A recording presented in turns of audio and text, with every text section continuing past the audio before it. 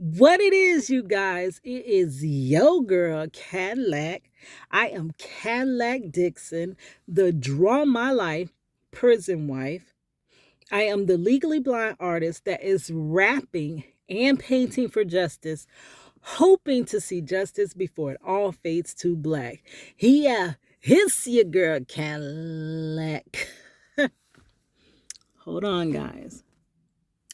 Okay, so guys, as you can see by the title of this, I am comparing my time that I worked at the super center. Y'all know I always go back to that when the conversation is about depression, my lowest time in life.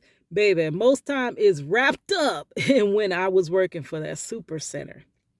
So I am comparing today because it's kind of two things. It's something that sparked this because I heard from a old friend that worked with me at that super center, and it just brought back all this flood of remembering where I was. So, girl, oh my gosh, y'all know I'm up here clowning right now, like a little crybaby on the ground, like, I want my man, girl.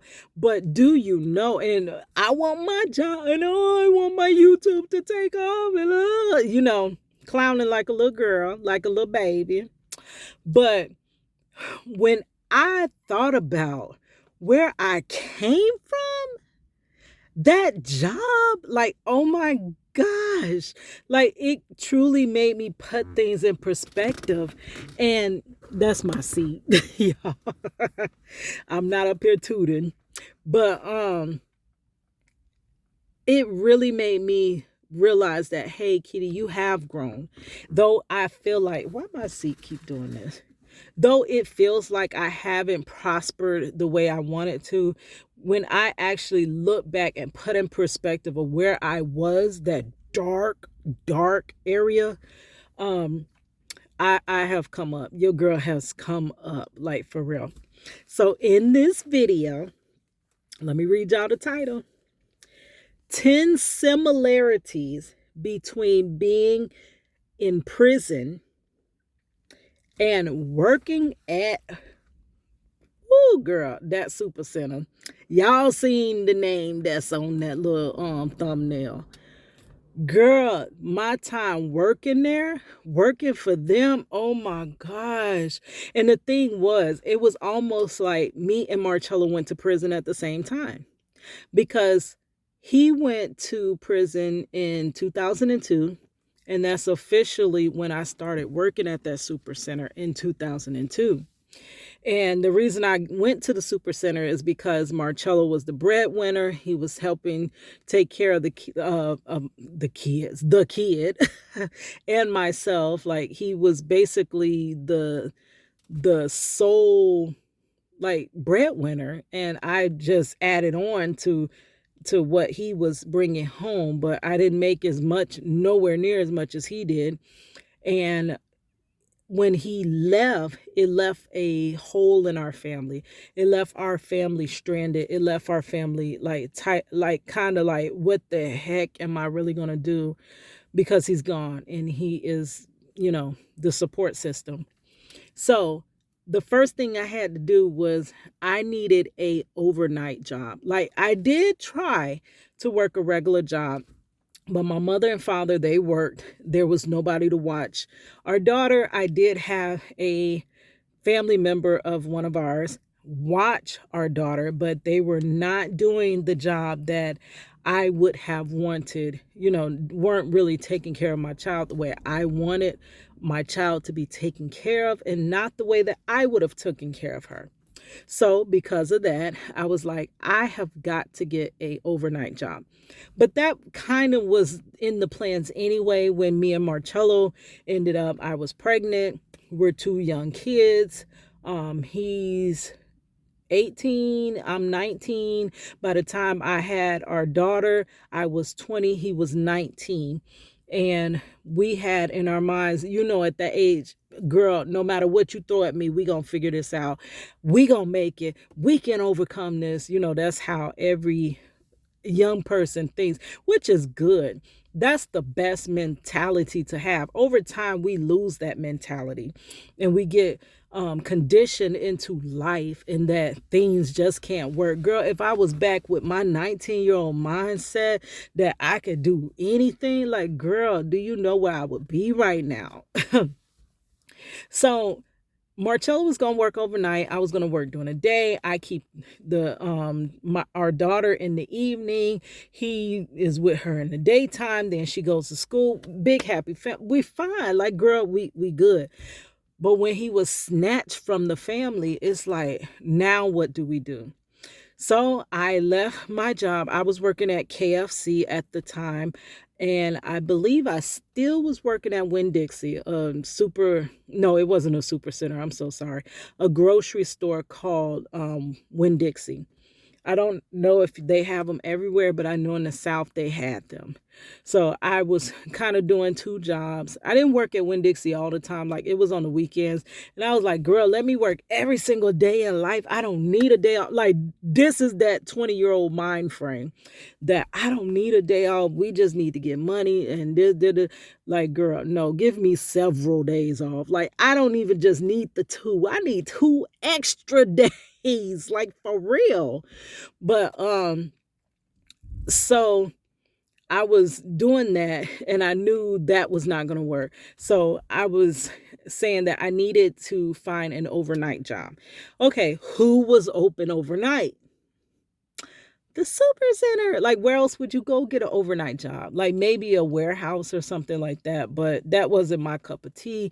I usually did customer service and stuff like that. So the best fit was working at the super center. So I started my job there in 2002. Marcello went to prison in 2002. Okay, so these are the 10 ways that the 10 similarities between being in prison and working at, you already know, them folks, the super center. Okay, number one. Where's my number one? Oh, the depressing. Now in Florida, the incarcerated citizens wear blue, right? Back then when I was working, that was the signature color, blue. We wore them little blue vests, girl. Okay, so the depressing blue color that, and also I remember during that time, so the blue is similar, yes. For some reason certain shades of blue are depressing to me. Like, for me, colors, and me also being a graphic designer now, I do understand why colors, they invoke emotion. And for me, some shades of drab blue and stuff like that, they depress me. Like, colors depress me, girl. And that the blues that our loved ones wear here in Florida, that is depressing blue. And that super center had a depressing blue. Like, girl, it felt like I was putting on my incarcerated loved ones suit, and I was doing time. That's what it felt like, girl. Oh my goodness. And the company during that time, they had the little smiley face, which was an oxymoron. Nothing was freaking happy around there. Not at all. It was nothing to smile about. I mean, when I first started there, I'm going to tell you, it was a lot different. It was fun. We were working overnight. So they had this little, it was almost like a call-in channel on the radio for the associates. So, girl, they were playing the latest jams. They used to play Usher's, like, yeah, yeah, yeah, yeah, yeah. Oh, yeah, yeah. Do y'all remember that song? Give me a smiley face emoji if you remember that. Girl. Then they had that bag lady. I can't sing, y'all, but bag lady, you gon' miss your bus. You can't hurry up, 'cause you got too much stuff. Girl, that used to all the time come on over the speaker. We could call in and we were able to actually request like our latest favorites, like, for real. And that was when Usher had that Confessions album. Like, girl, that was, to me, the best Usher album. But yeah, so it was fun. We used to stock the shelves and we'll be hollering over the shelves. Hey girl, how you doing? Girl, I'm doing good. How you doing? And we up there, we would go back and forth and stuff like that. Hold on, y'all. But you had your little homegirls on the next aisle. Like, girl, it was so fun. Then we get off of work in the AM. We would drive down to the beach. Like, we had fun. But soon, that fun had to come to an end, girl. They wasn't having that. Okay, so the blue color. And then later, they ended up, the logo went from a smiley face to, I guess it's supposed to be a sun, but it's weird. Like, there's no circle in the middle of the sun. So for me, it always looked like an asterisk. And you know what an asterisk means? That means that there's some stuff that we're not seeing that's being left out. And the asterisks mean that there is more. There's more. Like, and that was so ironic to me that their new symbol was like a freaking asterisk. Like, that's crazy. So all of that depressing blue, the same colors, that really reminds me, which in graphic design, they told us that blue means dependable, that you're almost like trustworthy, corporate and stuff like that. But for me, blue is depressing, girl. No. Okay, so number 2, you were watched like a hawk.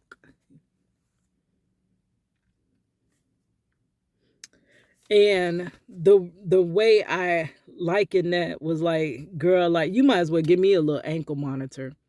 Like I go to the bathroom. What where you I could literally just leave my aisle. I can be in my aisle stocking like for 1,000,001 years.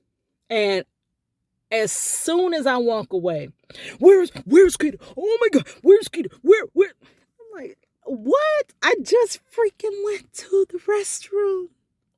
And I wasn't even in there that long. It was like, it was always something to nitpick about. And being a dog it. Y'all, sorry. We'll be right back. Hello, this is a prepaid call from ignoring the enemy doesn't make him leave you alone. An inmate at a Florida department. To accept this call, press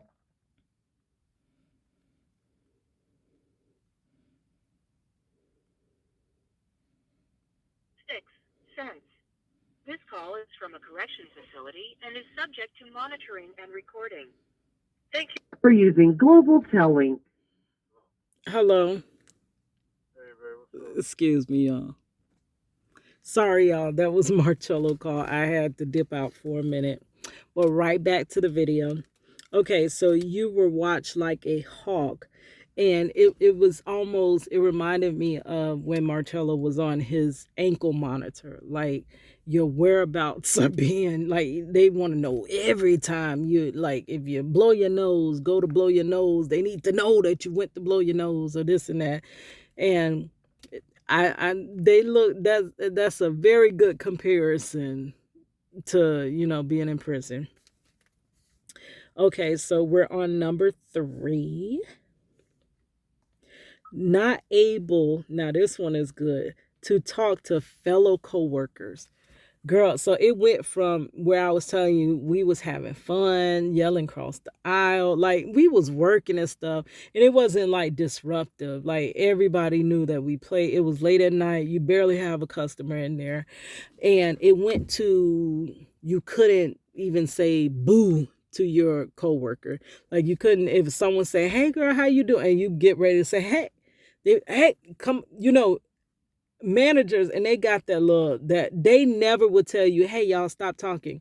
They'll say, hey, can I have you come do this? And it's like, and the reason they called you is because you were talking, but I wasn't really even talking. I was walking by saying hi, or I was putting a can up on the freaking shelf, and saying hi to my coworker, and now you're talking like, it was crazy. They did not want you to talk, but it went from us being able to talk as we were stalking the aisle.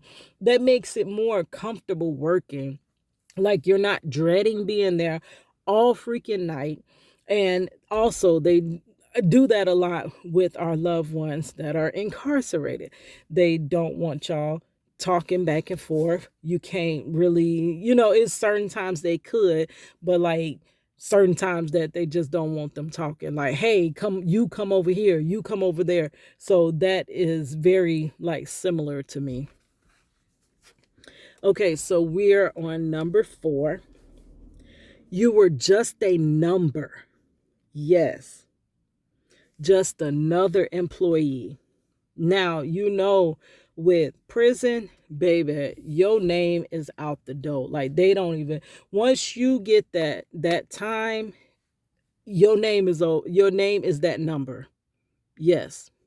Like they do not even, they call you by your last name or inmate number, blah, blah, blah, blah, blah, blah. It's like no identity, a number. That's a number. And I've given that analogy before. Like nobody cares about numbers. Numbers don't have personalities. Numbers aren't like, so when you're going by numbers, you're just crunching numbers like you are an accountant.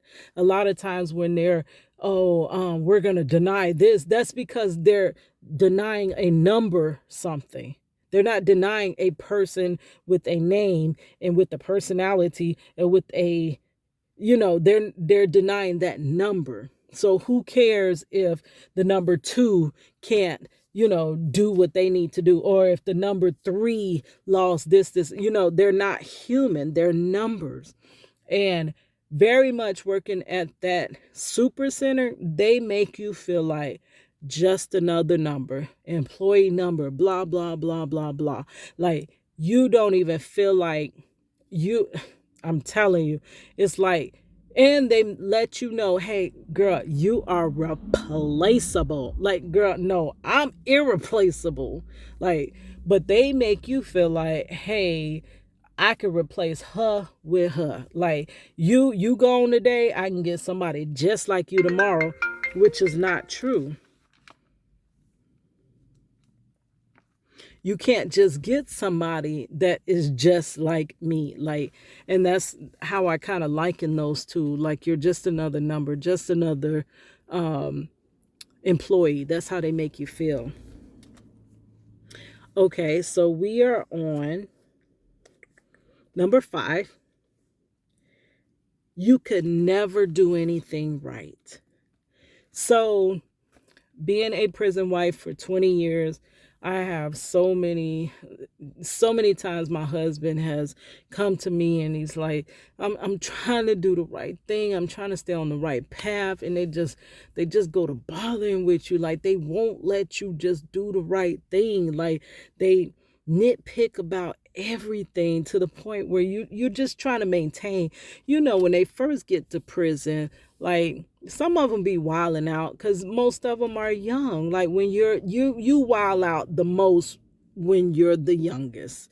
When you get up in age, girl, you ain't trying to wild out. And I'm sure your little man ain't either. Like you can, if you've been with your man for a while he's been in prison, you could tell the differences. Like when they first go there, they a lot of times are in a lot of fights and this and this and that because they have to almost like prove who they are and they got to protect themselves and you want them to come home. So it's like, you got to do what you got to do to survive.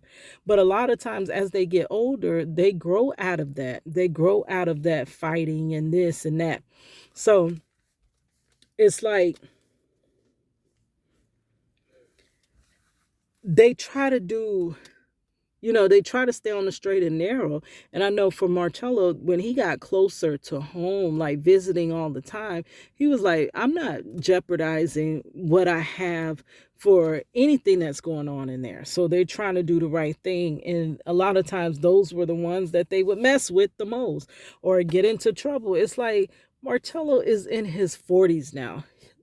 And it seemed like he was in more, trouble in the beginning of his sentence when he was young buck, and now in the end of his 30s to 40s, like getting sent to maximum. Like, why is all these random things happening when Marcello literally doesn't hardly do anything while incarcerated? Like, he's not wilding out. He's always complaining about how the young bucks are out there, wilding out and stuff, and he just trying to do his time. So why is he always the one in freaking trouble? Can't do nothing right.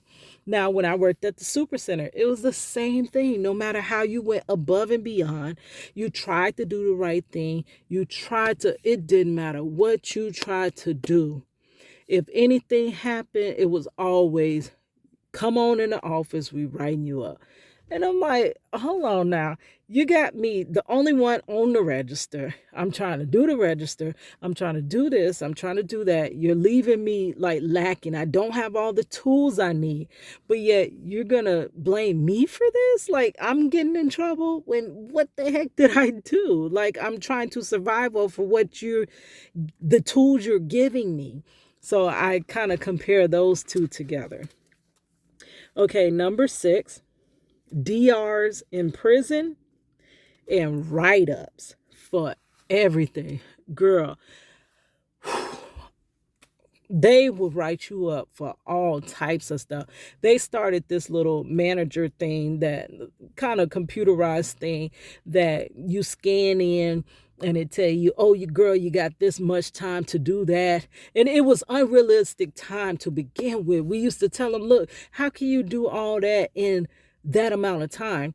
And it didn't matter. If that thing said you're going to do this whole aisle within 15 minutes, if you're not scanning back and done with it, they're not taking into effect that, hey, maybe a customer asked me to help them find something, or maybe I had to, stop and go get on the register, or this or that. They don't care. That thing said this did not happen at that time, so come on in the room so we can be rolled up, like we could write you up. And that's how it was. I was getting ready up for my hair color, which was random. This is like prison too. Certain people could wear certain hair colors, certain people couldn't. And prison is just the same. It's not universal. Certain people could do this, certain people could do that. Certain people get in trouble for doing this. Some don't get in trouble for doing that. And that's very similar. It's like no matter what, you're getting rid of. We just had that video that I did with Marcello, and then I did one on my own of the petty things that they can get DRs for and stuff like that. So that's the same, the write-ups and the DRs. It's like those things are necessary, but they're supposed to be like, when you do something wrong, of course, there's going to be a cause and an effect. But when a person is not doing wrong, they don't need the effect. I mean, why would you just be giving them punishments when they haven't done anything to warrant the punishment? That's when it becomes an abuse of power. Okay, so number 7, life on hold. Yes. And you don't pursue your dreams. Yes, girl, when I worked at that super center from 2002 to 2013. And I got so, it kind of mentally, it imprisoned me mentally at that job, because it made me feel like I was dependent on it. I needed it to survive. But so I couldn't quite leave. I tried so many times to leave, to escape that job. I tried so many times and could never. It was like something was always pulling me back in. Nothing I tried worked. I always had to return back to it, because that was the paycheck, and that was what really paid the bills. And that's like, you start, and it's very hard to pursue your purpose and work I mean, it can be done unless your purpose and your job coincide with one another. It is hard to do both. Like, you literally have to have this many hours for your purpose and this many hours for your job. And I've never been able to combine the both. I'm an artist, but I've never been able to make a living off of my artwork. And working at that super center, it really made me feel like I was not at all in my purpose, because I'm not here painting for the super center. I'm not here creating for them. I'm not being, using my gifts for them. So it and also it made you so tired that you couldn't pursue your dreams, especially working overnight. You get something called shift work disorder, and it's like being jet lagged 24 hours a day. Like it's like jet lag if you've ever been through that. So I would always I would get off of work and I'd be like, I'm going to find me a job. I gotta get out of here. I hate this. I can't stand this. And when I get off, I'm so tired, I go to sleep. I go home and go to sleep. And then when I get off the next day, I'm like, I'm going home. I gotta get out of here. You know how many times I would just sit in front of the computer and just search, and could never find anything. And then you get off, you're like, you have every plan in the book. I'm going to do resumes. I'm going to enroll in school. I'm going to do this. I'm going to do that. And you get off and you go to sleep. Like, girl, goodbye. It's an endless cycle. And prison can become a cycle as well.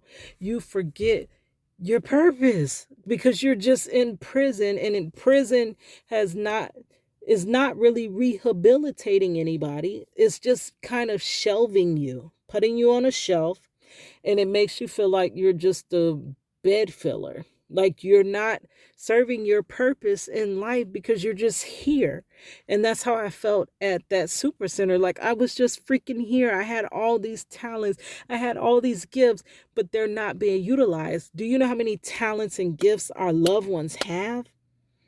And they're not being utilized in any way. Like I really liken those to being very similar situations. Okay, so we are on. I'm all out of order, girl. Now you out of order. Okay, lost my purpose. What number was I on, girl? I think we all out of order.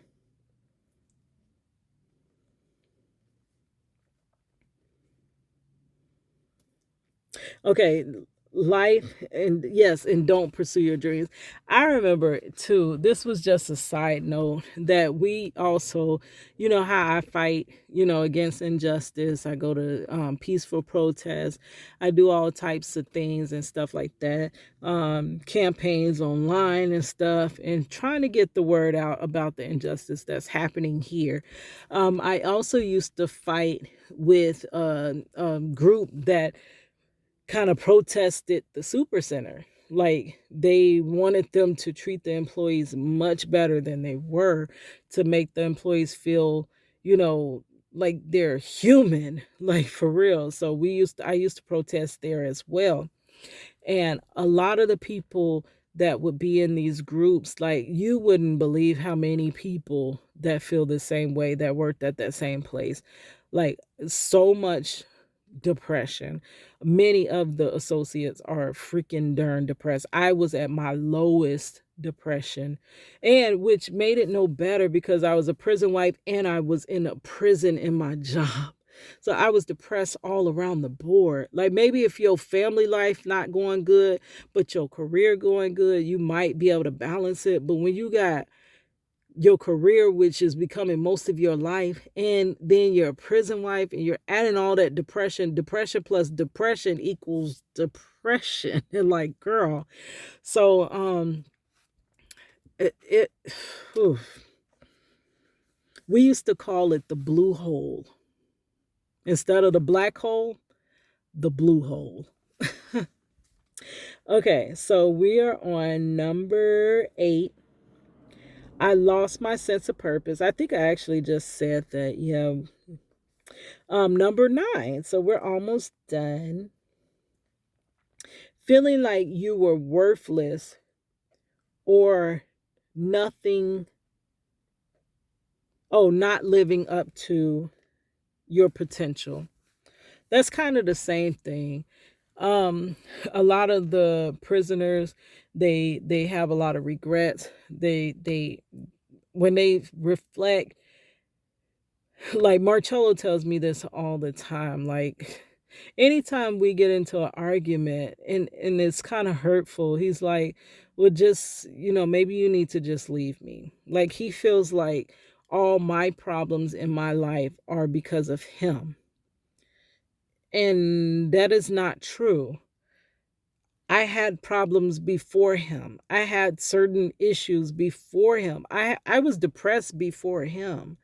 I think I just went through a depression. I honestly think I suffer from freaking ADHD and anxiety, clinical depression. Like I have a lot of issues. Like I know maybe you can't see it, maybe you can see it, but I have a lot of issues that stem from way back in childhood. But he feels like everything that I go through bad is because of him. And it's not. And he feels like he's the anchor holding me down, which he's not the anchor. I don't feel that way. I feel like, I just want you home. Like you're my the best thing that's happened to me. But I don't feel like you're, the weight in my life. You're my happiness. Like I love you. Like it do you know how it feels to know that somebody somewhere in this world loves you? Like if none of the people around me love me, I always can say, but at least I know Marcello loves me. You know what I'm saying?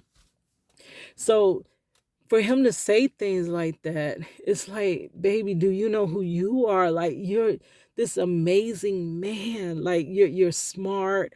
He used to have a sense of humor, but I'm guessing prison kind of gets rid of your little sense of humor or whatever. So he ain't as funny as he used to be. But girl, he is a good man. And it's like, and his purpose, like I know his purpose had to be more than just being a prisoner. Like when can he actually be Marcello Jackson again and not inmate number X3 blah blah blah? Like when is the real Marcello going to be able to live his life, his purpose, the reason God put him on this earth? Not gosh. And I felt like that at Walmart. Like I felt so purposeless. I felt like my lowest when oh shit, I wasn't supposed to say the name. When I worked at the super center, like I felt like the lowest piece of low. Like I couldn't believe that my life amounted to me being a super center employee. And I remember one day it was time to go to work. For me, I have this quote that I say, it's always